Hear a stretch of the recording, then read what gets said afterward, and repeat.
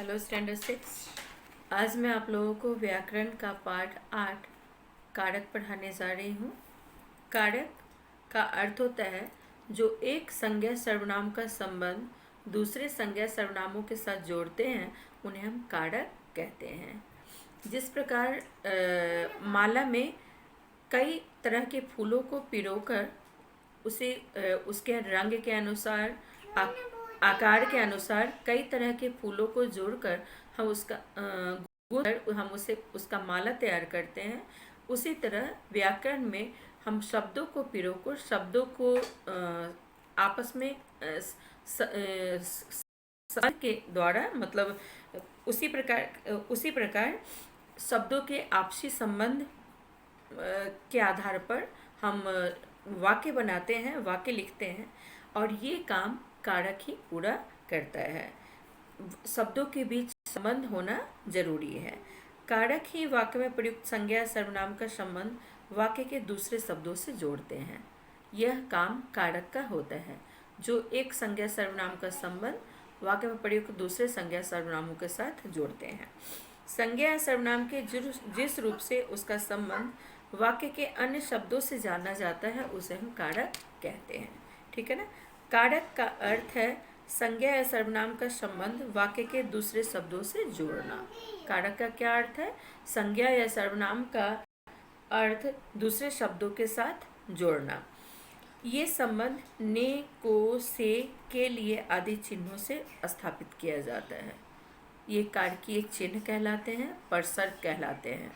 कारक चिन्हों को हम कारकीय चिन्ह, विभक्ति चिन्ह या परसर्ग के नाम से जानते हैं। कारक को प्रकट करने के लिए संज्ञा तथा सर्वनाम के साथ जो चिन्ह लगाए जाते हैं उन्हें हम कारक चिन्ह, विभक्ति या परसर्ग कहते हैं। कारक के 8 भेद होते हैं। कारक के कितने भेद होते हैं? 8।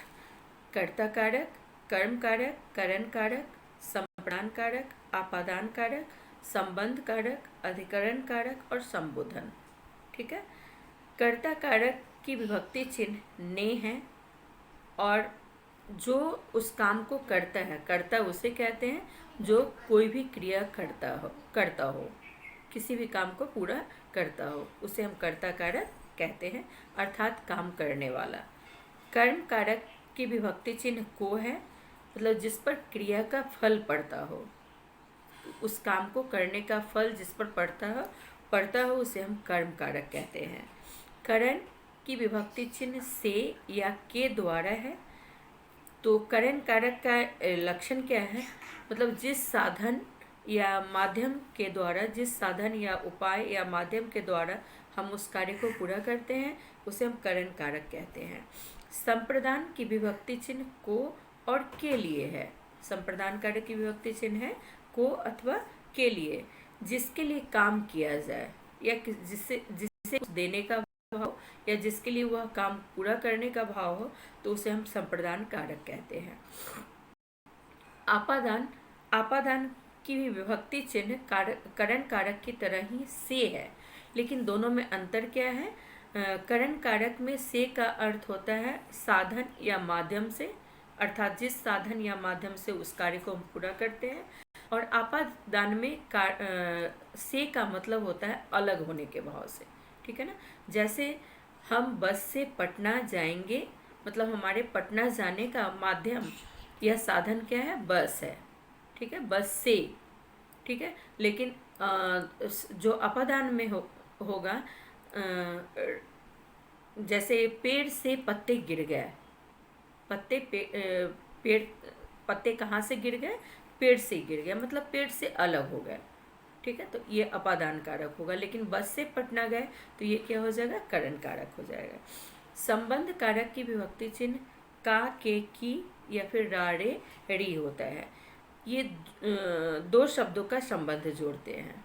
संबंध कारक वैसे शब्द कहलाते हैं जो 2 शब्दों का संबंध जोड़ते हैं। अधिकरण मतलब अधिकरण कारक की विभक्ति चिन्ह में और पर है। जैसे अभी मैं मेज़ पर किताब रखकर आपको पढ़ा रही हूँ, तो यहाँ पे किताब के रखने का आधार क्या है? मेज़ है। तो ये कौन सी कारक हो गई? कारक हो गई। ठीक है। जैसे मैं कुर्सी पर बैठी हूँ या मैं सोफा पर बैठ, तो यहाँ पे मेरे बैठने का आधार क्या होगा? कुर्सी या सोफा होगा। ठीक है ना? तो ये कौन सा कारक हो गया? अधिकरण कारक हो गया। मतलब जिसमें या पर कर्ता काम करे, कर्ता उस काम को पूरा करे। संबोधन की विभक्ति होती है हे, अरे, ओ, जिससे किसी को बुलाया जाए। संबोधन करना मतलब किसी को आवाज लगाना, किसी को बुलाना, किसी को पुकारना, ये संबोधन कारक होती है। अब एक एक करके हम कर्ता कारक सभी कारकों के बारे में जानेंगे। कर्ता का अर्थ है करने वाला। शब्द के जिस रूप से क्रिया को करने वाला बोध हो उसे हम कर्ता कारक कहते हैं। कर्ता कारक की विभक्ति चिन्ह ने होती है। कर्ता कारक के साथ ने विभक्ति का प्रयोग किया जाता है। यदि कर्ता के साथ प्रसर्ग ने का प्रयोग नहीं हुआ है तो कौन तथा किसने का प्रश्न किया जाता है। यदि इन प्रश्नों का उत्तर मिलता है तो वो शब्द कर्ता कारक होगा। कई बार ने विभक्ति का प्रयोग होता भी है और नहीं भी होता है। तो इस स्थिति में जब ने विभक्ति चिन्ह का प्रयोग न हो तो हम क्या या किसने लगाकर प्रश्न करते हैं। तो अगर उत्तर मिलता है तो वो कर्ता कारक होगा। ठीक है? जैसे संभव साइकिल चलाता है।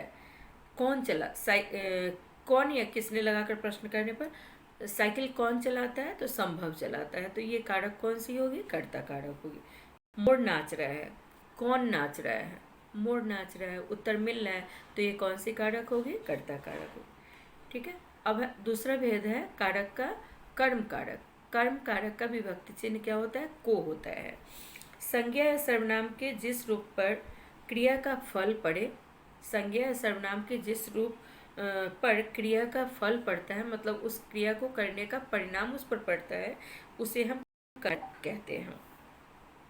कर्म कारक की पहचान का चिन्ह को विभक्ति है। विभक्ति को हम परसर्ग या विभक्ति चिन्ह या कारकीय चिन्ह भी कहते हैं। इसे पहचानने के लिए किसको या क्या का प्रश्न करते हैं। वह वाक्य कर्म कारक का है या नहीं है, इसको पहचानने के लिए हम क्या या किसको लगाकर प्रश्न करते हैं। उत्तर अगर आता है तो वो कर्म कारक होगा। जैसे सूची को पढ़ने दो। सूची को पढ़ने दो, किसको पढ़ने दो? तो सूची को पढ़ने दो। तो ये कौन सा कारक होगा? कर्म कारक होगा। विशाल ने कविता सुनाई। विशाल ने क्या सुनाया? विशाल ने क्या सुनाया? तो कविता सुनाई। तो ये कविता सुनाई, विशाल ने क्या सुनाया? कविता सुनाई। या कविता किसने सुनाया? तो विशाल ने सुनाया। तो ये कौन सा कारक होगा? कर्म कारक होगा। अब तीसरा भेद है कारक का करण कारक। करण कारक की विभक्ति चिन्ह से या के द्वारा होता है। कर्ता जिस साधन या जिस माध्यम के द्वारा उस कार्य को पूरा करता है उसे हम करण कारक कहते हैं। करण की पहचान से तथा के द्वारा होती है, के विभक्ति के द्वारा होती है। जिसमें से या के द्वारा का प्रयोग हो वो करण कारक होगा। संप्रदान मतलब किसी को कुछ प्रदान करना या किसी के लिए कुछ कार्य करना। इनकी विभक्ति चिन्ह को के लिए होता है। जिसके लिए क्रिया की जाए उसे प्रकट करने वाला शब्द संप्रदान कारक होता है। जिसके लिए क्रिया की जाती है उसको प्रकट करने के लिए हम जिन चिन्हों का प्रयोग करते हैं वो संप्रदान कारक होता है। इसके संप्रदान कारक की विभक्ति चिन्ह को तथा के लिए होता है। इसके अतिरिक्त जिस शब्द द्वारा किसको किस लिए प्रश्न का उत्तर मिलता है उसे संप्रदान कारक कहते हैं। जैसे दादी जी पूजा के लिए फूल लाई। दादी जी फूल किस लिए लाई? तो पूजा के लिए लाई। पिताजी आरोही के लिए गुड़िया लाए। पिताजी गुड़िया किसके लिए लाए? तो आरोही के लिए लाए। पिताजी ने यहाँ पे आरोही को गुड़िया देने का काम किया है, आरोही के लिए गुड़िया लाने का काम किया है। दादी जी फूल लाने का काम किए हैं। ठीक है? तो ये कौन सा कारक होगा? संप्रदान कारक होगा। अब है आपादान। आपादान का मतलब होता है अलग होने के भाव में ये प्रयुक्त होता है। आपादान कारक की विभक्ति चिन्ह क्या है? से। संज्ञा या सर्वनाम का वह रूप जिससे अलग होने, गिरने, डरने, दूर हटने, तुलना या शर्माने आदि का बोध हो। जैसे अलग हटने का, दूर होने का, किसी से तुलना करने आदि का बोध हो, उसे हम अपादान कारक कहते हैं। इसे दर्शाने के लिए से विभक्ति का प्रयोग किया जाता है, से विभक्ति चिन्ह का प्रयोग किया जाता है। जैसे मान लीजिए आप विद्यालय जा रहे हैं, रास्ते में आपकी सहेली का घर है, आप उससे उसके घर जाते हैं और पूछते हैं अपने बारे में कि कहाँ है, उसे विद्यालय चलने के लिए कहते हैं। अगर उसकी कहती है वो तो विद्यालय के लिए गई, वो तो घर में नहीं है, विद्यालय के लिए गई, मतलब घर से अलग हो गई है, घर से विद्यालय के लिए वो चली गई है, तो ये कौन सा कारक होगा? अपादान कारक होगा। गंगा हिमालय से निकलती है, गंगा कहाँ से निकलती है? हिमालय से निकलती है, मतलब हिमालय से अलग होकर आती है, तो ये कौन सा कारक होगा? अपादान कारक होगा। पेड़ से पत्ते गिरते हैं, मतलब पेड़ से अलग हो जाते हैं, तो ये कौन सा कारक होगा? अपादान कारक होगा। और भी बहुत उदाहरण है, मतलब जहाँ अलग होने का जैसे आपकी लिखावट आपके भाई से सुंदर है, तो भाई से सुंदर है मतलब भाई से अलग है, ठीक है ना, तो यहाँ पे कौन सा कारक होगा? अपादान कारक होगा। अब है छठा भेद, संबंध कारक। संबंध कारक का विभक्ति चिन्ह का, के, की और राडेरी होता है। संज्ञा या सर्वनाम के जिस रूप से उसका संबंध दूसरी संज्ञा से प्रकट हो, उसे हम संबंध कारक कहते हैं। मतलब एक संज्ञा सर्वनाम का संबंध जब दूसरे संज्ञा सर्वनाम से बताया जाए, उसे हम संबंध कारक कहते हैं। संबंध कारक की पहचान विभक्ति प्रसर का, के, की और राडेरी द्वारा की जा सकती है, मतलब जिसमें का, के, की, राडेरी का प्रयोग हुआ संबंध कारक होगा। जैसे अमन का भाई आकाश है, यहाँ पे अमन और अमन के भाई में संबंध है, आकाश में संबंध है। कौन है? अमन, आकाश कौन है? तो अमन का भाई है, संबंध दर्शा रहा है। अक्षिता की बहन अध्यापिका है, अध्यापिका कौन है? अक्षिता की बहन है, मतलब अक्षिता और उसकी बहन में संबंध है, ठीक है, तो ये कौन सा कारक हो गया? संबंध कारक हो गया। कारक का सातवां भेद अधिकरण कारक है। अधिकरण कारक की विभक्ति चिन्ह में और पर होता है। संज्ञा या सर्वनाम के जिस रूप से क्रिया के होने के स्थान, समय, अवसर आदि का बोध हो, जिस आधार के द्वारा जिस स्थान पर जिस समय क्रिया के होने का बोध हो, उसे हम अधिकरण कारक कहते हैं। अधिकरण कारक की विभक्ति चिन्ह में पर है।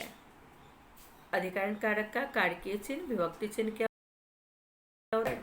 मतलब जिस आधार से जिस स्थान पर वो क्रियाएं होती है, उसे हम अधिकरण कारक कहते हैं। जैसे उदाहरण है, मछली तैर रही है। मछली के तैरने का जो आधार होता है वो क्या होता है? पानी होता है। मछली कहाँ तैर रही है? पानी में तैर रही है।